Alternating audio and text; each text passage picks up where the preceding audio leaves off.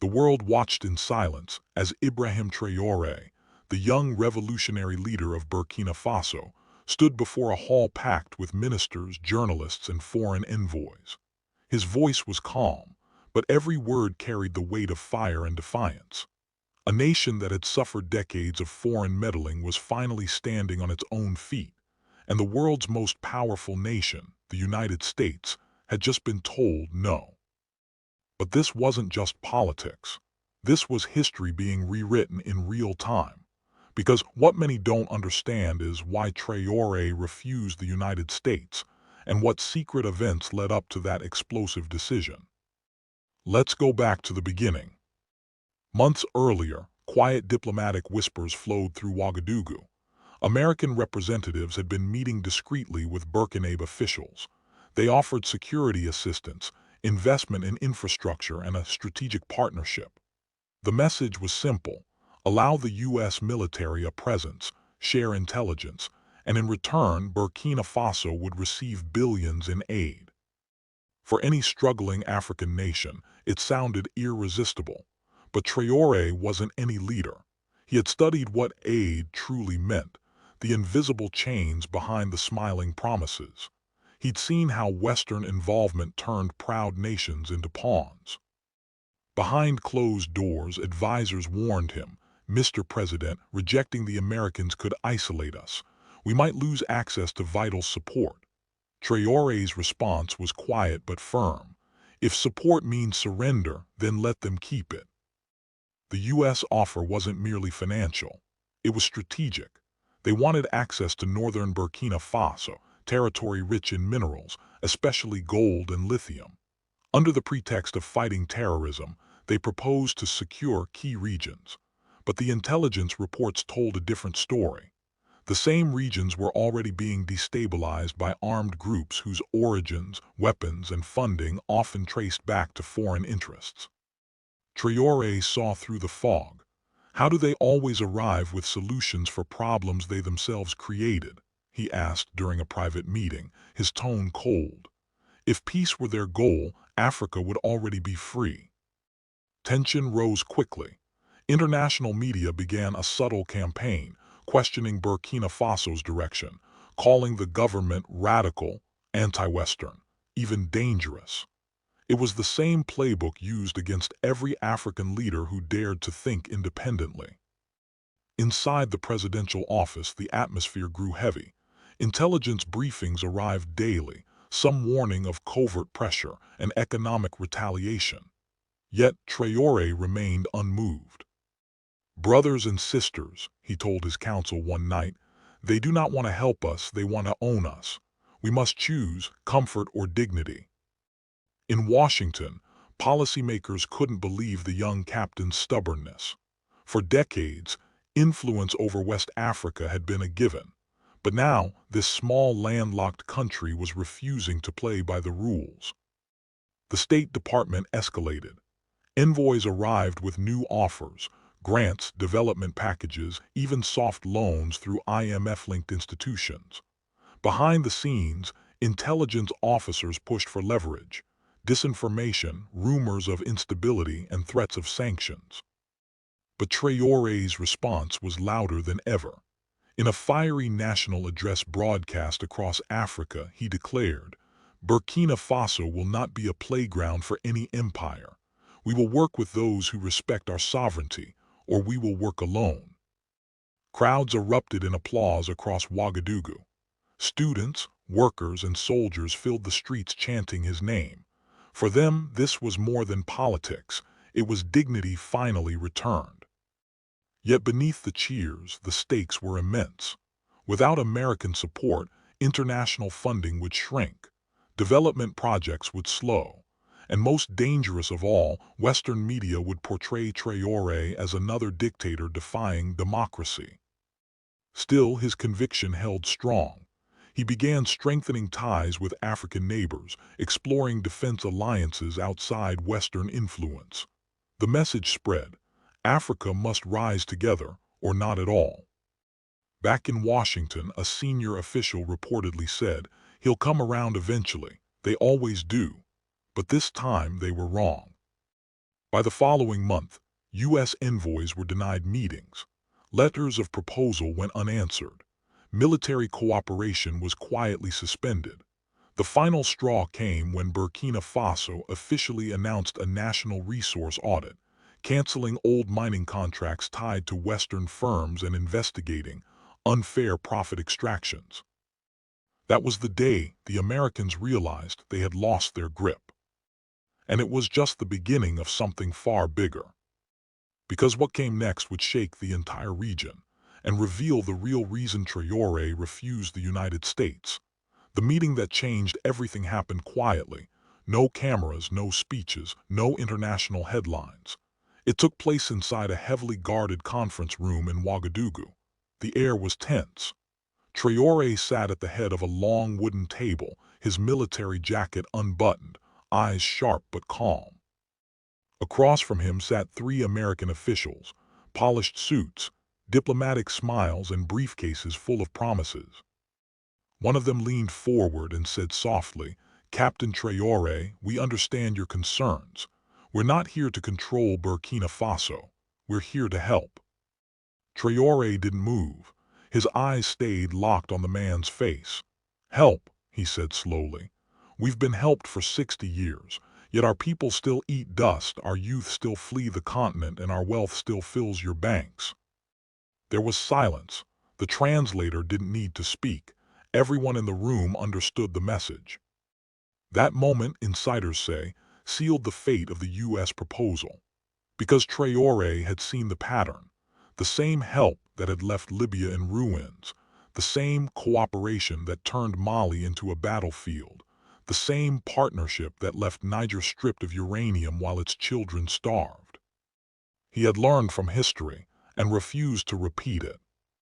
A week later, an official letter from the U.S. Embassy offered one final deal: $500 million in aid, military training programs, and logistical cooperation on counterterrorism. In return, Burkina Faso would grant limited access to American forces and advisors in key regions. But Traoré's reply was short. He returned the letter unopened, with a message attached. "Burkina Faso will fight its own battles and feed its own people. We are not for sale." The move sent shockwaves through Western circles. Media outlets instantly framed him as anti-American, radical, and a threat to democracy. Yet inside Africa, his popularity soared. Youth movements across Ghana, Niger, and even Congo shared clips of his speeches.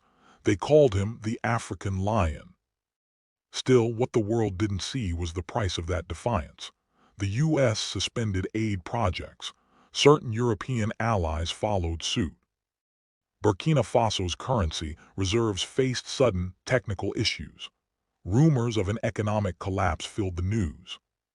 But Traoré's government had already anticipated it. He had begun redirecting trade toward regional partners, encouraging gold-backed exchanges and building self-sufficiency programs.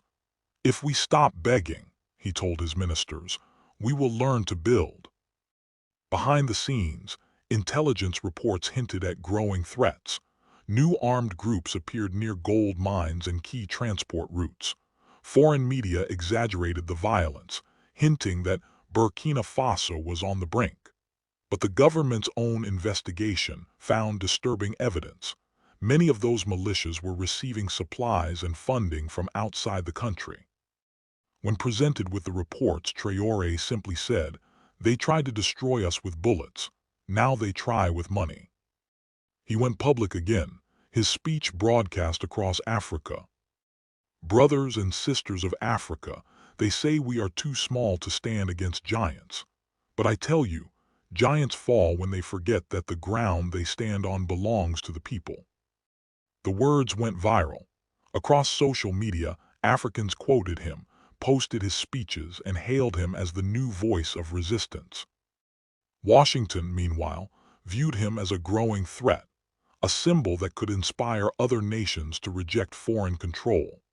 Leaked reports suggested that diplomatic backchannels were exploring ways to contain his influence, including economic pressure, regional isolation, and targeted narratives in Western media.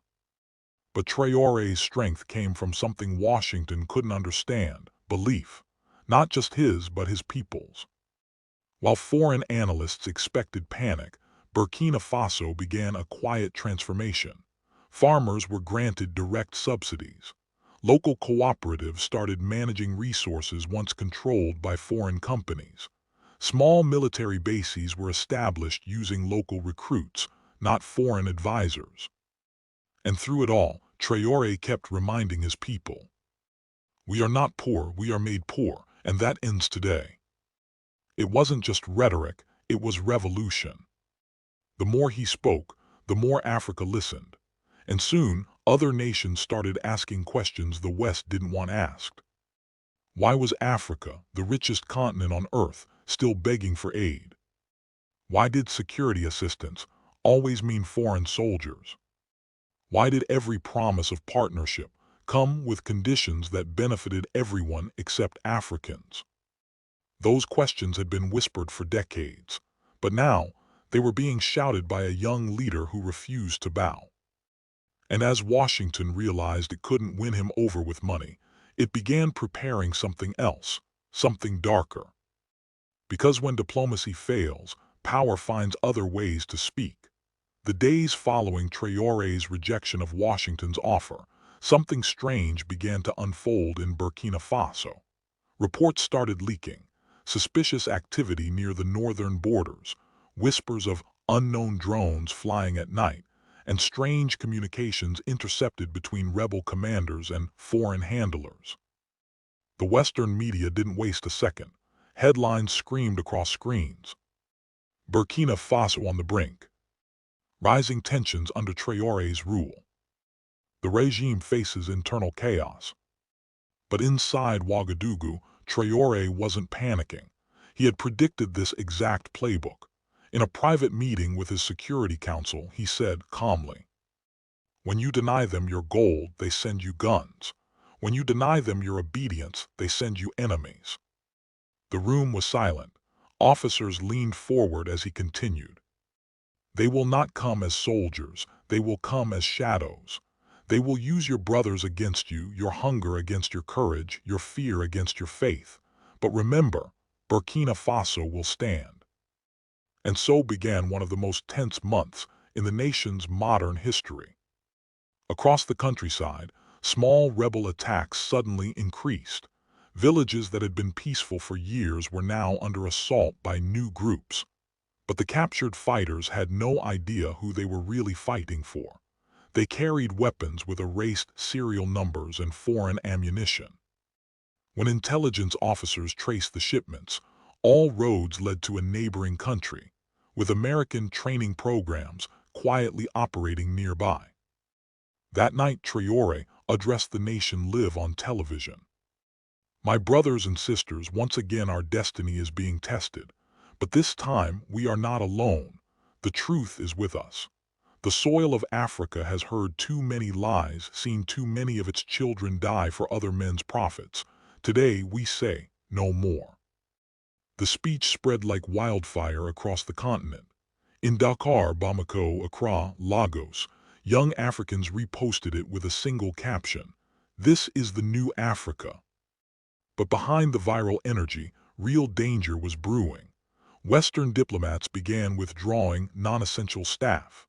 Aid organizations paused operations, and international financial systems started quietly blocking Burkina Faso's access to crucial funds.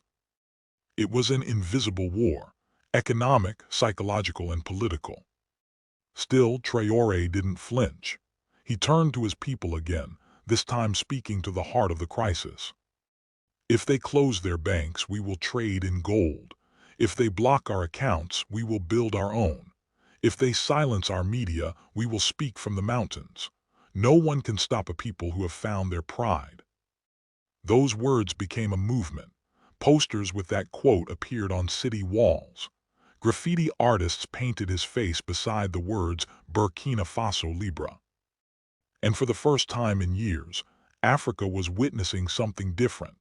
A leader who wasn't just fighting corruption or poverty, but the very system that profited from both. Meanwhile, inside Washington, classified cables painted a grim picture. Burkina Faso's alliances with Mali and Niger were strengthening. The three nations had begun discussing the creation of a new joint defense alliance, free from NATO oversight. Traoré is building an African bloc, one report said. If this continues, Western influence in West Africa could face irreversible decline. A senior American diplomat reportedly asked during a meeting, "What happens if this spreads?" No one had an answer. As weeks passed, something even more symbolic happened. Burkina soldiers, wearing simple fatigues, began replacing foreign flags with their own, one by one, at former Western outposts. There were no celebrations, no speeches, just quiet pride. When journalists asked Traoré what message he wanted to send to the United States, he replied with a faint smile. "Tell them Africa is awake." His defiance wasn't arrogance, it was conviction. He didn't hate the West. He hated exploitation. He didn't reject partnership. He rejected control. And for that reason, millions of Africans saw in him something they hadn't seen in decades. A leader who didn't just talk about sovereignty, but lived it. But deep inside the corridors of Western power, the realization was setting in. Burkina Faso wasn't just saying no to one deal, it was inspiring others to question their own. Because when one small nation finds its voice, empires start to tremble. And Traoré's message was echoing louder than ever. We are not enemies of the world, we are enemies of submission. He looked into the camera, his voice steady, eyes burning with purpose. Africa does not need permission to rise. As the broadcast ended, screens faded to black, but one thing was clear. Burkina Faso's story was no longer about survival. It was about awakening. The world was watching. If you believe Africa deserves its own voice, hit subscribe and let this story be heard.